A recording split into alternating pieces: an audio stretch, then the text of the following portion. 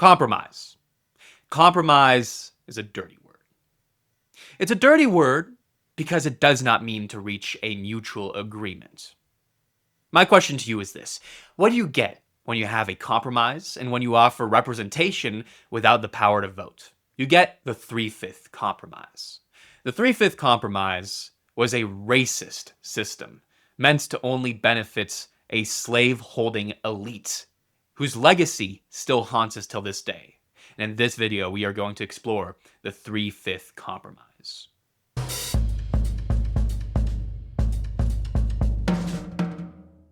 Hello everybody and welcome to my channel. On this channel, we are currently exploring undemocratic politics because undemocracy is wrong and we need to have democracy. And if you are interested in having an unwatered down view of our politics, about the truth of how our system is undemocratic, please like and subscribe.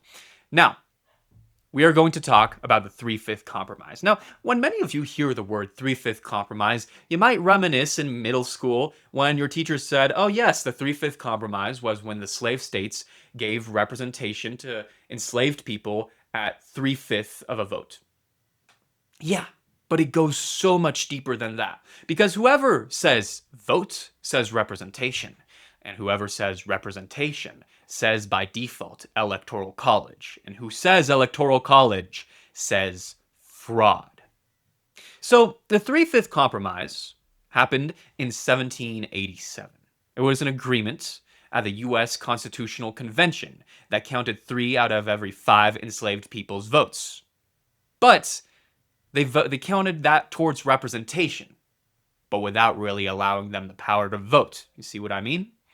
And so we have a very racist system because the southern states had way more representation and representatives, but they had nobody voting to these representatives. So of course these representatives were just voting towards a white slave-holding elite. And that's why it's important to study history, because the legacy of the 3/5 compromise still haunts us till this day. Here is a quote.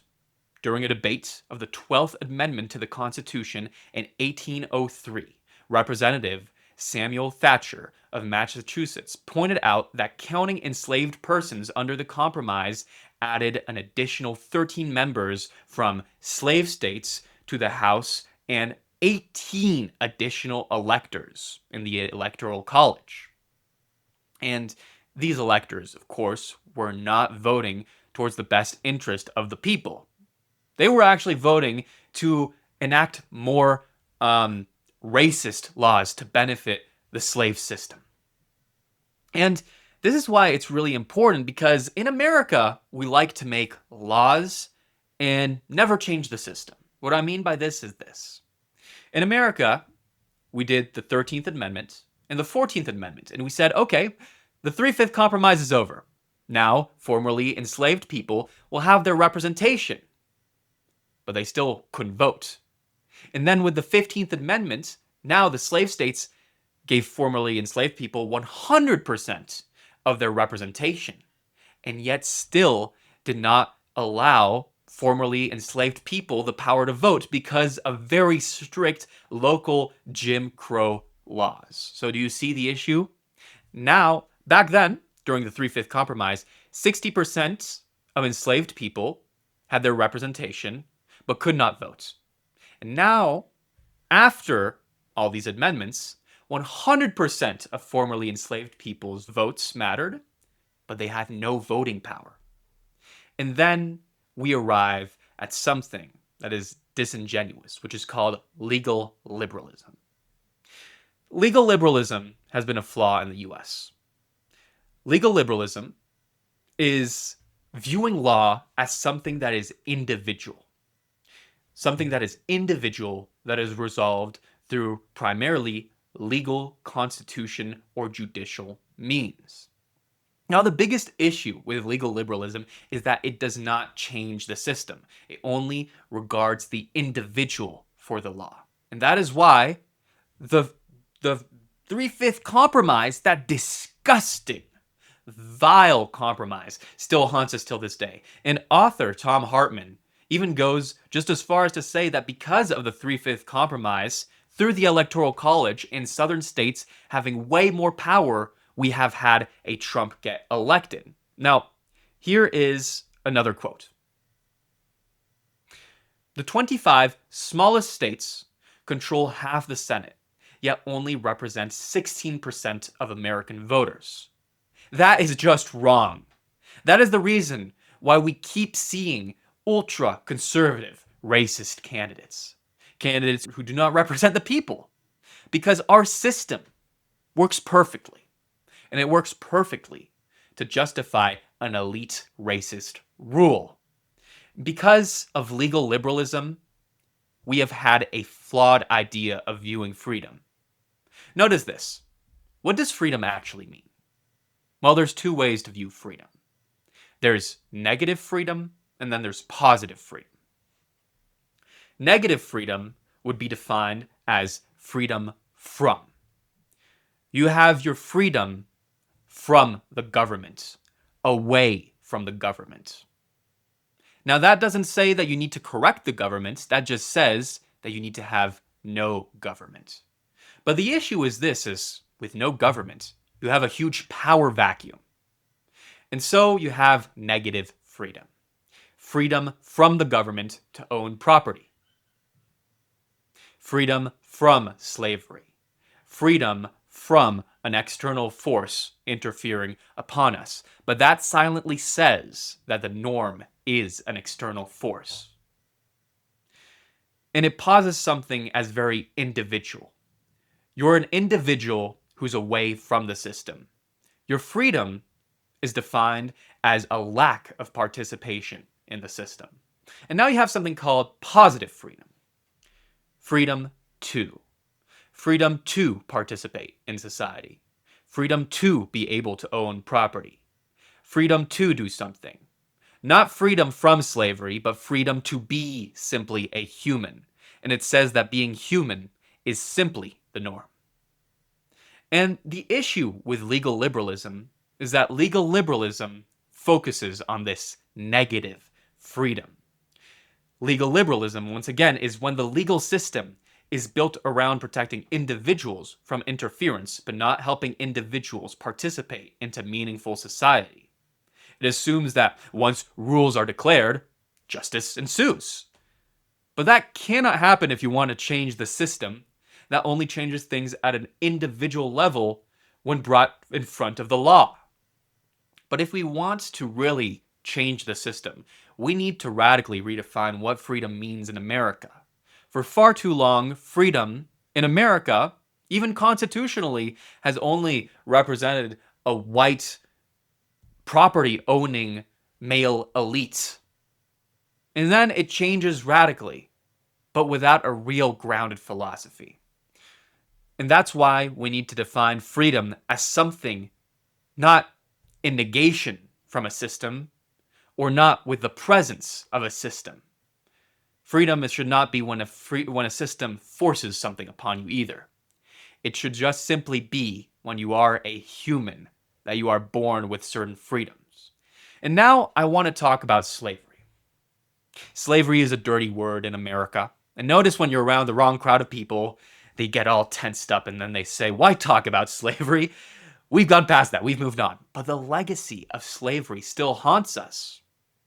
And that's why I want to talk about the linguistics, the language of slavery, because it still impacts us.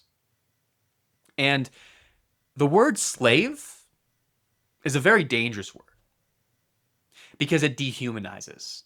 It says that to be a slave is someone's essence.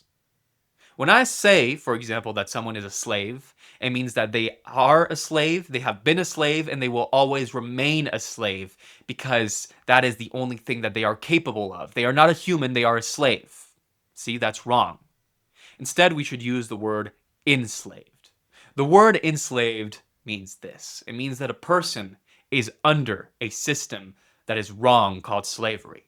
And yet, despite the system, they can still hope to maintain their human dignity.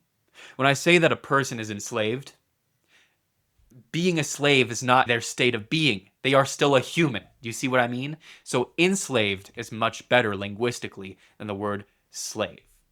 And slavery still happens till this day to dehumanize people historically through language, through representation, even through the legal system with legal liberalism, with how we view only changing things towards the individual, only changing things on paper.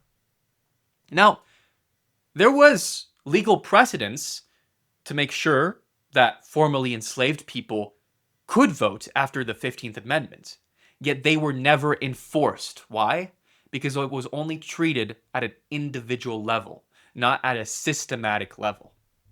And that is what is wrong with legal liberalism, because legal liberalism, as Coleman would define it, is confidence in the ability of courts to change society for what judges believe is the better. But how do you know what a judge believes is best? How do you know that judges are not flawed, that courts are not flawed? Courts can maybe change something legally on paper, but if you want to change something systematically, you need civic action. You need civic mobility. And once again, this channel is all about civicism. Civicism is about participation. Freedom should be about being able to participate in your government. You're free as a human, and because of this, you're able to participate in a system. It's not negative, it's not positive, it just is. You have the freedom of participation, the freedom of choice. Not the freedom to, not the freedom from, the freedom of. And that's why we need to really think about what freedom means, because freedom has been resolved on paper so many times in America. But the issue is when you don't define freedom, and when you only change things at an individual level, legally, a Donald Trump does not care about the legal system. That is why legal liberalism fails as an ideology. A Donald Trump does not care about what's written on paper. No, a Donald Trump looks at that and says, I'm going to go get Greenland. Yay! That's what he says. And that's wrong. Why? Because there are no safeguards to a system where only the individual counts. And I'm not saying that you should just group everybody together in a system either. What I'm saying is something different. We should have individuals within a community of individuals. To not leave the individual behind either. It's all about balance. And sadly, in our current system and historically, balance has never existed. It's only been about elite power, with the 3/5 compromise asking for unfair representation without giving votes. It was representation without consent. That's what the 3/5 compromise is, and it's wrong. And we need to be able to say that the legacy still haunts us till this day. Slavery has been resolved on paper, but the systems of slavery still haunt us till this day, linguistically, legally, and through our representation. And when we say that something is unfair, we should be able to say it wholeheartedly. So once again, if you liked this video, and if you want to have more videos like these, where we don't water down politics, where we don't water down the philosophies that helped make America, go like and subscribe, because this channel is about not watering down politics. For far too long have politics been watered down, and have people not been told the full truth, and we deserve this truth. And subscribe, because the next video is all about voter suppression for Native Americans, for women, and how voter suppression has been the basis for America within the past 50 years. So like, subscribe, and I hope that you've appreciated this video, because we need to have more conversations like this.